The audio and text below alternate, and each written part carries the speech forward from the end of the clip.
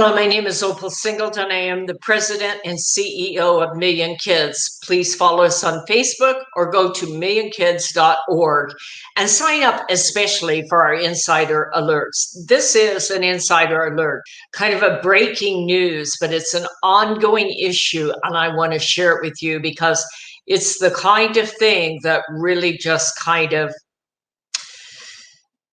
you wonder how on earth this could be happening. Stay with us. Listen to this insider alert.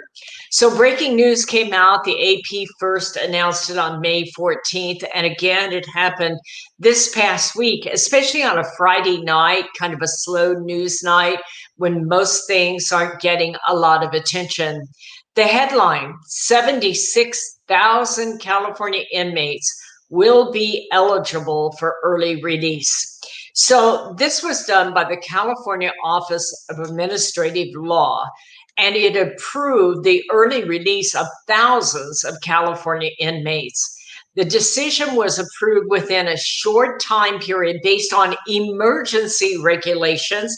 They're not defining what that is. Supposedly, it's connected to COVID, although, see, to me, COVID seems to be waning. So what is the emergency? But this is the continuation of what was voted on way back in 2016 with Proposition 57.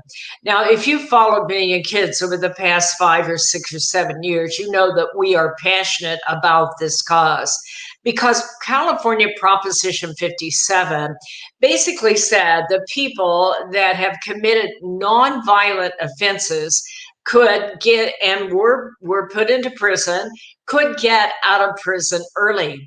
The big problem is that's one of those kind of gooey feel-good words. Nonviolent, we all think nonviolent means not violent. But the truth is, in California Penal Code, there are very few violent crimes. And the crafters of Proposition 57, which are now higher up in our government, understood the law that it was written. It was written in a very broad way.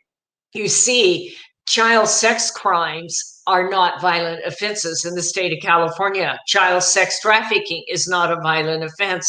Sex with a dead person is not a violent offense. And the public was kind of lured into voting for this without understanding what they were saying. Well, it got worse as the case progressed because the California Department of Corrections began to let out sex offenders early.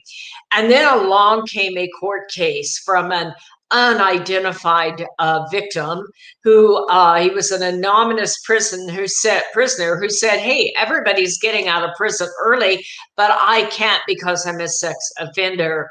And that court case went on up through court, and that is where we are today. According to the Associated Press, more than 63,000 inmates convicted of violent crimes will be eligible for good behavior credits that could shorten their sentence by 1/3 instead of 1/5, had that been in place by 2017. On top of it, as I now start to understand the loose wording in this Proposition 57, we're seeing that it also kind of eliminates those enhanced sentencing. And that is really, really important. If you think about, let's say, a child molester or a pimp is picked up for child sex trafficking, maybe they get 10 years for the trafficking, but they get an enhancement for being a gang member, an enhancement for being carrying a gun, or maybe they're a previous sex offender, and they're looking at 30 years. What that wording is saying is that you put all of those considerations aside. And there is a movement within California to do away with a lot of that enhanced sentencing.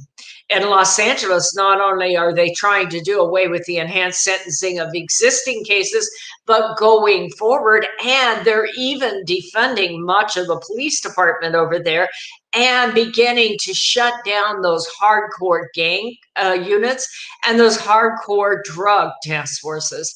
That's a problem because crimes in the Inland Empire are also connected to crimes in Los Angeles, and many of our victims are transported back and forth. Because of this wording, nearly 20,000 inmates who are serving life sentences with the possibility of parole will be considered for early release. So all of this is based on the fact that California has an overcrowding problem. But I'm beginning to think that it's a myth. The inmate population, has dropped more than 21,000 people from roughly 117,000 in the state prisons because of the corona pandemic. Partly this is happening because what is happening is up to 10,000 prison-bound inmates have been held temporarily in county jails. Do you get what's happening here? The state is keeping prisoners from being moved into prison and forcing your county to fund county jails so that they can keep the population lower and be within federal compliance. In fact, this is reaching a level that officials announced in mid-April that they're going to close a second prison. They're closing the California Corrections Center in Susanville, and also by October, they will be closing the vocational institution in Tracy. Really, I thought this was all about rehabilitation of prisoners. So if we're doing that, why are we closing the vocational institute? The California United for Responsible Budget is now calling for 10 more of the 35 prisons to be released. So they're backing them up in your county prisons, and they're devising ways to use Proposition 57 to let these people out early. It all started with Proposition 57, and it continues because no one defined to the public what a violent crime was, including the crafters of those bills. And now we're starting to find out that what we think as a violent crime is simply not considered that. As we said, in California, child sex crimes are not considered violent crimes. In December 2020, what happened as this prisoner sued the state of California saying they were being discriminated against, that ruling went all the way up through the California Appeals Court, and a Supreme Court justice ruled that sex offenders cannot be discriminated against and are eligible for early release. In fact, that same Supreme Court justice actually admonished the public, saying that if they wanted that law to include sex offenders, they wouldn't have voted for it. But it's one of those laws that you got to vote for to figure out what's in it. And that process should stop, because I want you to think about this. We're looking at a potential of 76,000 inmates being scheduled for early release. Almost 20,000 of them are potential sex offenders that will be part of this program. I'm going to ask you, what about the women and men who testified against those sex offenders to defend their children, to defend themselves, to protect the community?